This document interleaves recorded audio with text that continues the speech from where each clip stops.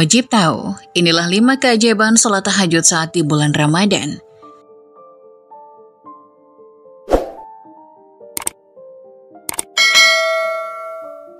Keistimewaan sholat tahajud di bulan Ramadan adalah pembuka pintu surga, termasuk sedekah rahasia, diampuni segala dosa, dan masih banyak lagi. Sama seperti sholat malam di bulan biasa, waktu terbaik saat tahajud di bulan Ramadan adalah di sepertiga malam terakhir. Sholat tahajud adalah salah satu sholat sunnah yang memiliki kedudukan paling utama dibanding sholat sunnah lainnya. Inilah yang membuat keistimewaan sholat tahajud di bulan Ramadan tak boleh terlewatkan. Ada yang menyebut sholat tahajud termasuk qiyamul lail, sebagaimana sholat tarawih dan witir yang dilakukan di malam hari, disertai membaca Al-Quran dan berzikir. Akan tetapi, sholat tahajud tak bisa digantikan tarawih dan witir, meskipun pahala keduanya sama seperti sholat sunnah. Inilah 6 keistimewaan sholat tahajud di bulan suci Ramadan. Pertama, pembuka pintu surga. Keistimewaan sholat tahajud di bulan Ramadan yang pertama adalah pembuka pintu surga.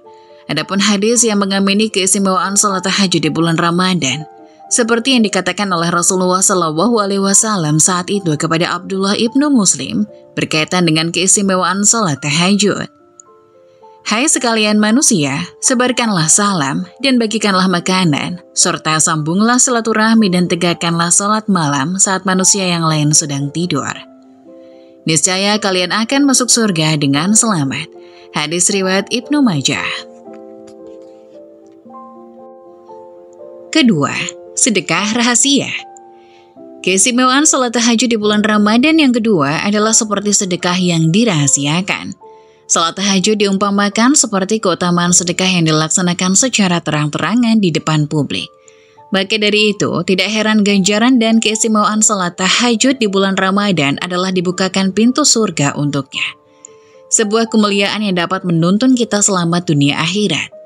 Dalam Quran Surat Az-Zariyat ayat 15 hingga 18, disebutkan keistimewaan sholat tahajud di bulan Ramadan, bahwa orang yang senantiasa melakukan sholat tahajud akan mendapatkan ganjaran oleh Allah Subhanahu wa Ta'ala ketika kelak sudah berada di akhirat.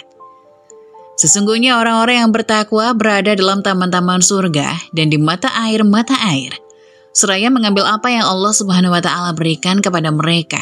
Sebelumnya mereka telah berbuat baik di dunia. Mereka adalah orang-orang yang sedikit tidurnya di waktu malam dan di akhir malam mereka memohon ampun kepada Allah. Quran Surat Az-Zariyat ayat 15 hingga 18. Ketiga, menghapus dosa. Keistimewaan sholat tahajud di bulan Ramadan yang ketiga adalah dapat menghapus dosa. Selama menjalani kehidupan di dunia, manusia tidak pernah luput dari dosa, baik dosa besar dan dosa kecil. Maka dengan keistimewaan sholat tahajud di bulan Ramadan, ada kesempatan untuk menghapus dosa-dosa yang pernah dilakukan. Sebagaimana yang disampaikan hadis mengenai keistimewaan sholat tahajud di bulan Ramadan yang dapat menghapus dosa. Lakukanlah sholat malam oleh kalian, karena hal itu merupakan kebiasaan orang-orang solih sebelum kalian. Ia pun dapat mendekatkan kalian kepada Rabb kalian, menghapus segala kesalahan dan mencegah dari perbuatan dosa. Hadis riwayat Tirmizi. Setelah mengerjakan sholat malam atau tahajud di bulan Ramadan, ungkapkanlah berdoa kepada Allah Subhanahu wa Ta'ala. Memohon ampun atas dosa-dosa yang pernah diperbuat selama ini. Berdoa hingga menangis mengakui dosa kita bisa membuat kita tenang karena pada saat itu Allah Subhanahu wa Ta'ala berada sangat dekat dengan kita. Keempat, kedudukan terpuji. Keistimewaan sholat tahajud di bulan Ramadan yang keempat adalah mendapat kedudukan yang terpuji.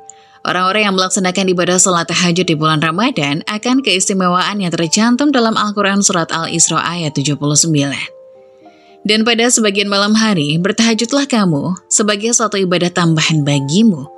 Mudah-mudahan Tuhanmu mengangkatmu ke tempat terpuji. Quran Surat Al-Isra ayat 79. Tidak hanya mendapatkan kedudukan yang terpuji di akhirat kelak, keistimewaan sholat tahajud di bulan Ramadan akan membuat orang-orang selama hidupnya, kedudukan terpuji akan didapatkan pula di dunianya. Dan ketahuilah bahwa kemuliaan dan kewibawaan seorang mukmin itu ada pada sholat malamnya. Hadis riwayat Al-Hakim. Kelima, doa dikabulkan. Keistimewaan sholat tahajud di bulan Ramadan yang kelima adalah doa akan selalu diijabah atau dikabulkan. Apalagi bila seseorang melaksanakannya di waktu utamanya, yaitu di sepertiga malam terakhir. Keistimewaan sholat tahajud di bulan Ramadan ini bisa setelah sahur di bulan Ramadan. Penegasan keistimewaan sholat di bulan Ramadan atas segala doa yang dikabulkan tercantum dalam sebuah hadis. Rabb kita, Tabaraka wa Ta'ala, turun setiap malam ke langit dunia ketika masih tersisa sepertiga malam terakhir. Lalu dia berfirman, barang siapa yang memohon ampun kepadaku, niscaya aku mengampuninya. Barang siapa yang memohon sesuatu kepadaku, niscaya aku akan memberinya. Dan barang siapa yang memohon kepadaku, niscaya aku akan mengabulkannya. Hadis riwayat Bukhari. Dalam hidup manusia pasti memiliki hajat atau keinginan dan berharap dapat direalisasikan.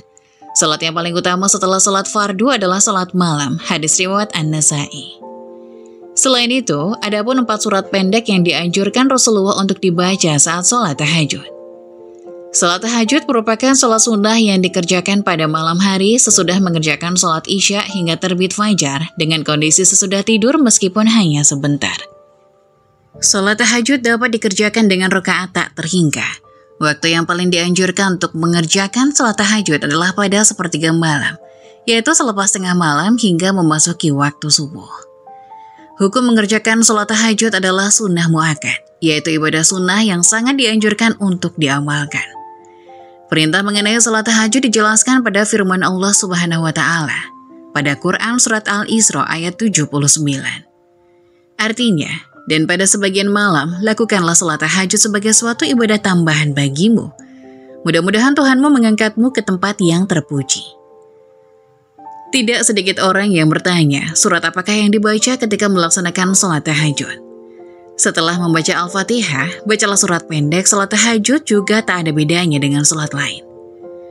Namun terdapat bacaan surat pendek salat tahajud seperti dilakukan Rasulullah. Membaca surat pendek yang ringan ini seperti difirmankan Allah Subhanahu wa Ta'ala dalam surat Al-Muzammil ayat 20 yang artinya, sesungguhnya Tuhanmu mengetahui bahwasanya kamu berdiri kurang dari 2/3 malam, atau 1/2 malam, atau sepertiganya, dan segolongan dari orang-orang yang bersama kamu, dan Allah menetapkan ukuran malam dan siang.